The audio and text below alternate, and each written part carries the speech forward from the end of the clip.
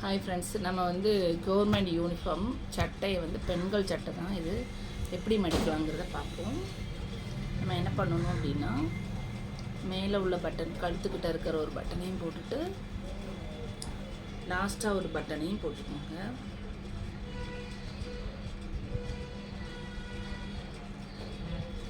இது மடிக்க தெரியாதவங்களுக்காக இல்லைன்னா அது இருந்துச்சு. நம்ம வந்து இந்த மாதிரி சட்டையை லைட்டாக இப்படி உதறிக்கோங்க. உதறிட்டிங்கன்னா ஒன்று போல் வந்துடும் அயன் பண்ண மாதிரி.